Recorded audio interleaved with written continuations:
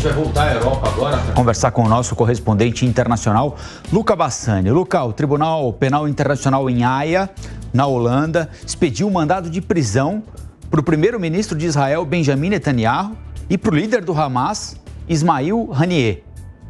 Os dois são acusados de crimes de guerra por conta do atual conflito na faixa de Gaza.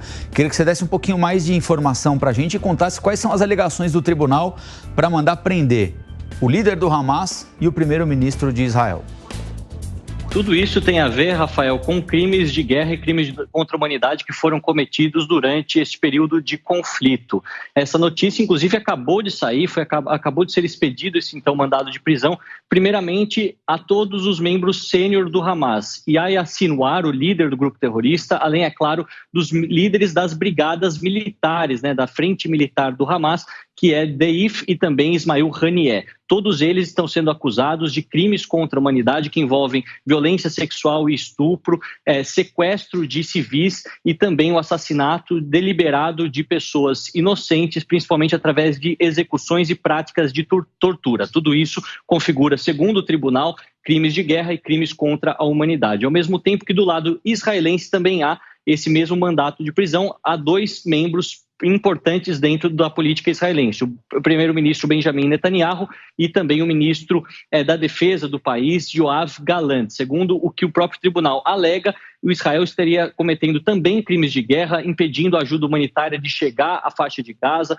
deixando a população passar fome, além, é claro, de ataques deliberados contra a população civil, principalmente em regiões densamente povoadas, como é o caso de algumas cidades dentro do enclave palestino. Após essa decisão, após essa informação, Netanyahu e Sinwar e todos esses outros membros que acabei de listar se juntam a um seleto grupo de pessoas que podem ser presas caso saiam dos seus países e viajem para outros países signatários desse tratado. Um exemplo claro e também muito recente que a gente sempre traz aqui no jornal é o exemplo do presidente Vladimir Putin, que também tem um mandado de prisão emitido pelo Tribunal Penal Internacional de Haia e tem agora a sua movimentação pelo mundo mais restrita exatamente pela possibilidade de ser preso. Essa é uma conversa, inclusive, que muitos diplomatas brasileiros trazem à tona exatamente pela possibilidade de Putin ir ou não à reunião do G20 que teremos no Rio de Janeiro neste ano de 2024, em novembro. Agora, nós obviamente que continuaremos acompanhando, vendo as declarações oficiais tanto do Hamas quanto também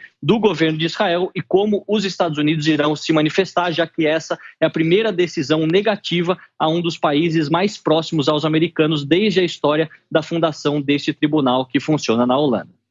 Pois é, uma decisão tomada pela Procuradoria, ela tem de ser submetida a um conjunto de juízes. Quero ouvir um pouquinho a opinião do Beraldo a respeito disso, porque embora ainda tenha de ser uma decisão discutida pelo Tribunal Penal Internacional, Beraldo, ela equipara Benjamin Netanyahu ao líder do Hamas quando diz que ambos, cada um à sua maneira, cometeram crimes de guerra a partir do que está acontecendo na faixa de Gaza. Pois é, Colombo, surpreendente essa decisão, porque faz parte desse esforço de colocar o Hamas e Israel no mesmo patamar aos olhos do mundo. E isso, obviamente, não faz nenhum sentido, até porque a lógica usada para essa decisão contra Benjamin Netanyahu é de que eles estariam ali impedindo ajuda humanitária, enfim, transformando a vida dos habitantes de Gaza num verdadeiro terror, exercendo um poder que tem de controlar a fronteira. Agora, e o Egito? A faixa de Gaza faz fronteira com o Egito. Por que o Egito não ajuda? Por que o Egito não acolheu refugiados? Por que o Egito não se mete nessa história?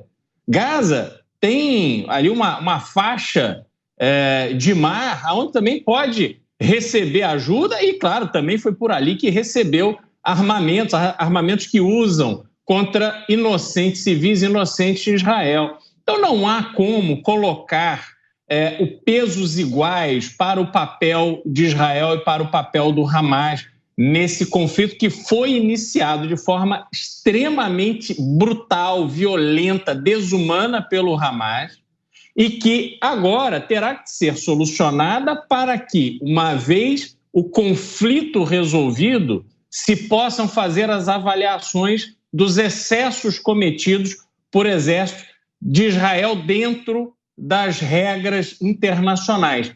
Mas querer colocar no mesmo patamar Israel e Hamas é realmente um absurdo.